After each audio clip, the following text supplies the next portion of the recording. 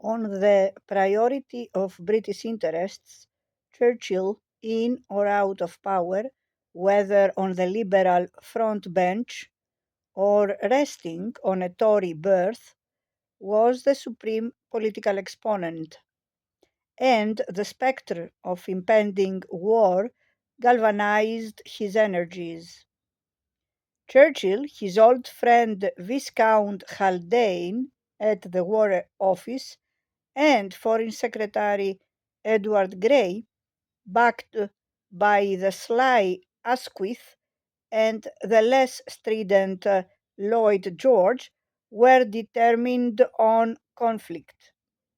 Grey, whose fame rests on the phrase, "the lights are going out all over Europe," was himself a snuffer of lamps and a foaming imperialist. Churchill never got on with him on a personal level, but had no doubt about where he stood on what Britain had to do next.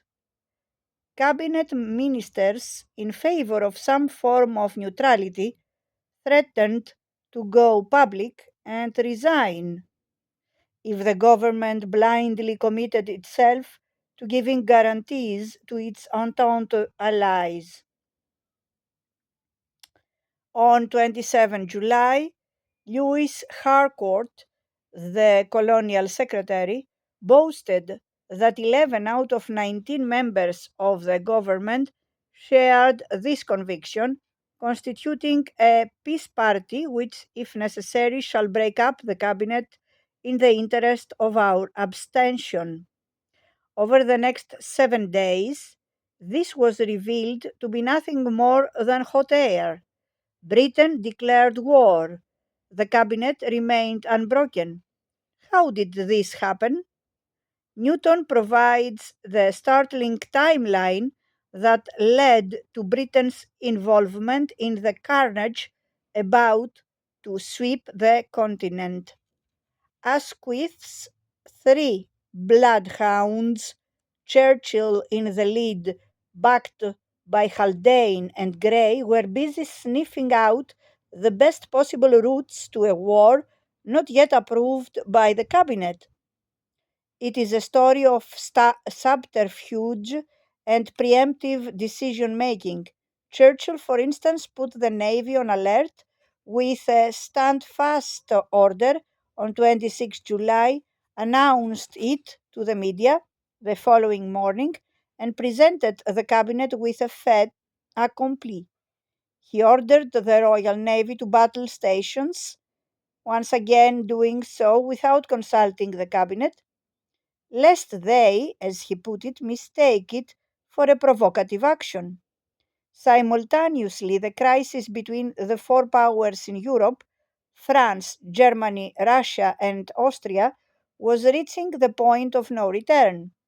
On 29 July, the Austrian Empire declared war on Serbia. Tsarist Russia ordered a general mobilization, which had in fact been secretly begun 4 days earlier with the total backing of France. The Germans were allied with Austria. They now confronted a war on two fronts. They had prepared to do battle with France.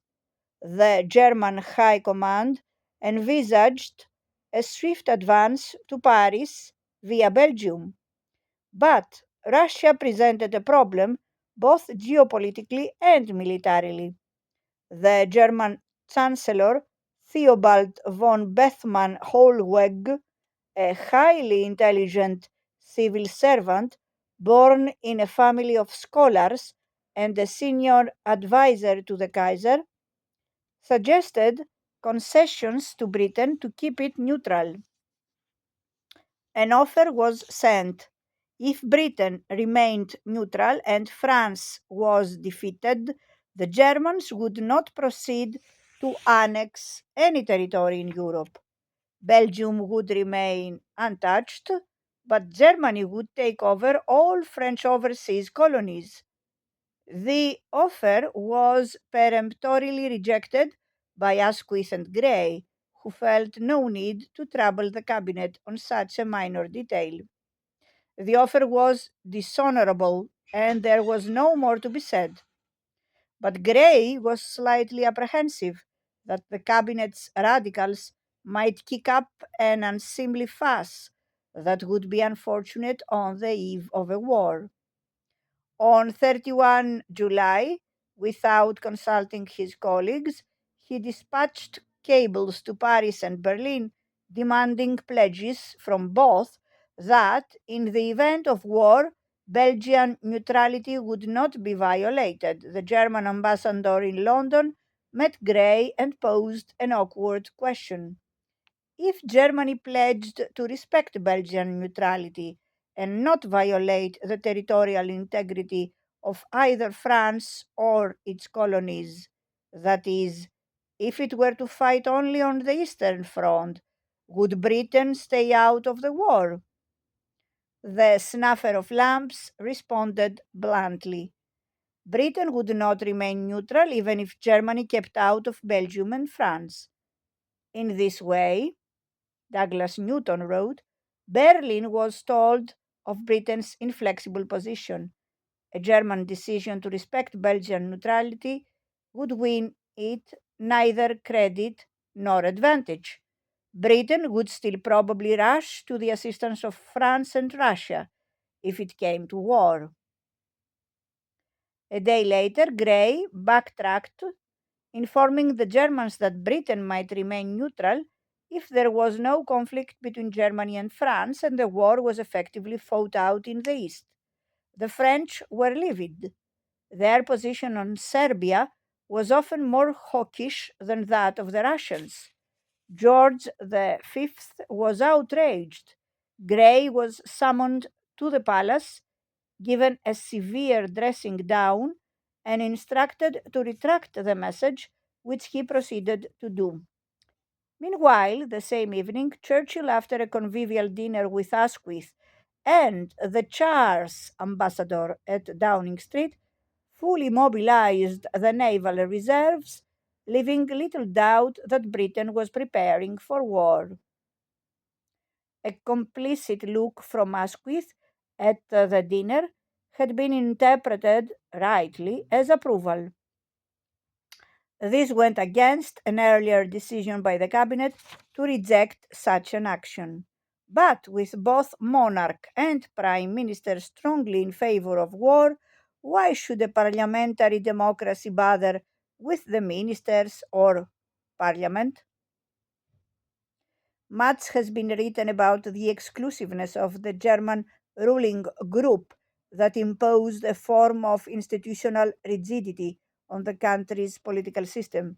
This was true, but the British system, while more elastic in appearance, was also governed by a group that took key decisions without consulting the supposed source of democratic political power, the House of Commons.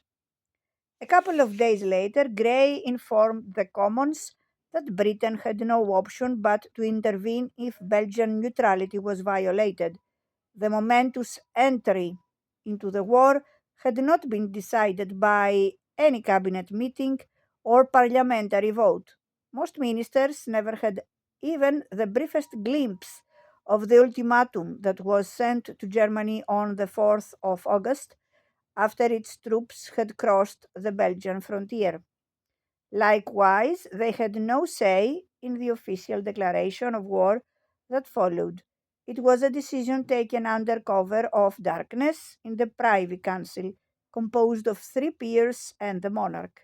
So much for parliamentary democracy. These diplomatic games and feints are underplayed by most British historians. That such deceptions were necessary speaks to the case that opposition to the war within the cabinet was not an imagined roadblock. The war party was convinced that resignations would bring down the government, leading to political chaos if the opposition decided to go on a countrywide political tour to make their case. Yet, As Alexander Zevin asks, how deep was this opposition within the liberal government? The fact remains that of the 11 ministers Harcourt claimed were firmly opposed to intervention, all but 4 accepted it. Of the quartet who did resign, 2 returned within 24 hours after tearful exchanges with Asquith, and the other 2, Gladstone's biographer Morley and Burns, the only working man in the government, uttered not a squeak of objection in public. Their actions had nothing to do with the German invasion of Belgium.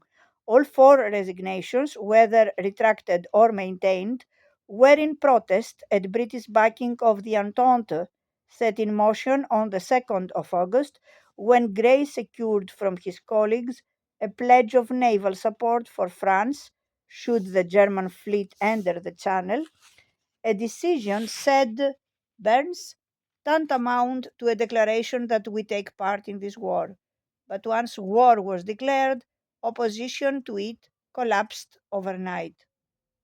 A handful of backbench radical MPs criticized the government, but none opposed war credits for it.